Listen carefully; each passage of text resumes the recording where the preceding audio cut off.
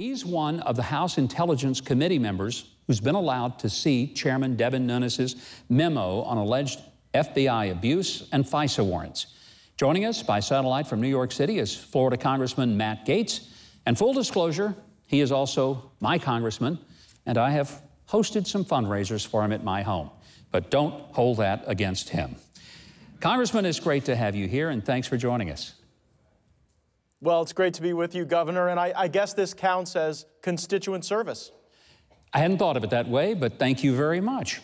All right, you've seen these documents. America hasn't, but you have, and any of the members of Congress that want to has been able to go, but they have to look at them in secret. They can't copy them, and they can't discuss them, at least in specifics. But you can give us a general view. Here's my question.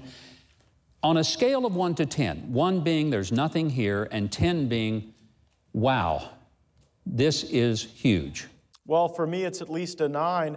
I can tell you that I was sitting next to my colleague, Mark Meadows, when he was reading the document, and on the very first page, he turned to me and said, Matt, I can't imagine ever a time seeing something in my life that was worse than Watergate. But he thought that was the case after reading only the first page of the memo. And I really appreciate, Governor, your call for bipartisanship around this issue. Whether you're a Republican, Democrat, an independent, or a Whig, you should want to be able to trust the FBI and the Department of Justice to be free of politics. And I think you're right. Most of the people on the front lines are. The problem is that during the Obama administration, the headquarters, had become so infected by bias that it started to impact the very important investigations that were happening. And I would particularly note the emails that Andy McCabe sent to the Washington field office saying they wouldn't have the opportunity to conduct this investigation normally, that this was a headquarters special. Now, there's no reference of a headquarters special in any law or regulation that I've read,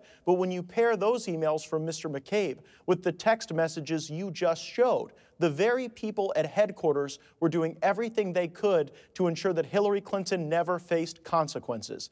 You have just said something of great importance, and that is this is not about whether the people are Democrat or Republican.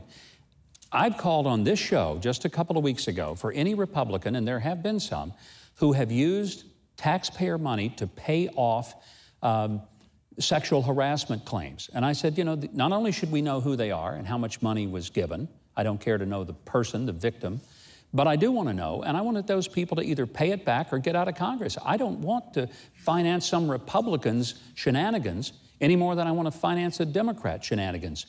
In this case, it troubles me because if the government can use the badge and the gun that we have given to them, and they can go after specific targets, not based on a crime, but based on politics, we've lost this great republic.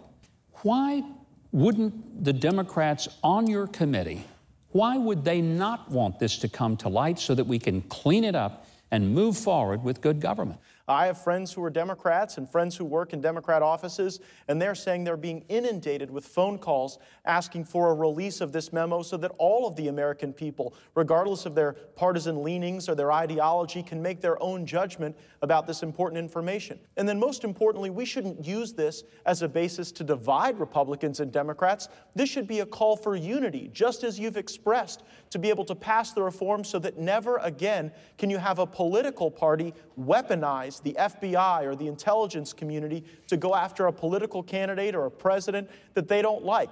There really has been, the basis of this was to find out if Russia meddled in the election. That was the whole reason a lot of this started.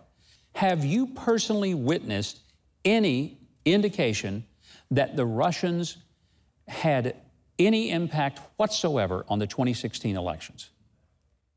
Absolutely not. And Governor, I represent 700,000 people, and not one of them has told me that they voted for Donald Trump because Vladimir Putin told them to. That's an absurd proposition. I will say that Russia engages in election meddling all over the world, in Eastern Europe, in Latin America. And so, of course, Russia's model is to make democracy look bad. That's what they do. But there is no evidence, zero, zilch, that Russia's efforts in any way altered the outcome, the consequence, or even one single vote in this last election. You know, Congressman, if we don't get this cleaned up, we won't need Russia to make democracy look bad. We're going to be doing a pretty good job of it ourselves. And that's what concerns me.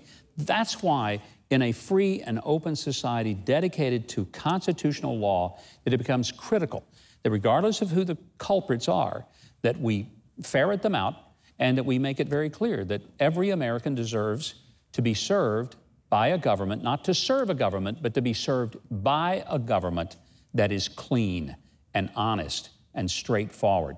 One final question before I let you go. You're facing a new deadline on the continuing resolution for the budget.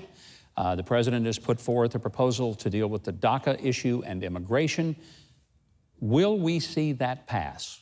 This last election wasn't about DACA. If it was, Hillary Clinton would have won it. This election was about border security and the rule of law, and I believe that should be the focus. And I will share, Governor, my own personal disappointment in the way that we've budgeted under Republican control of the Congress. We haven't spent money any different than the Democrats were spending money when they were in charge. And I want to see us build a budget that prioritizes our military and our veterans. I want to see us impose work requirements so that people can rise up out of poverty. And I think that more and more we've got to stop evaluating government programs based on the money we put into them. We've got to evaluate them based on the outcomes and the impact that they have on people's quality of life.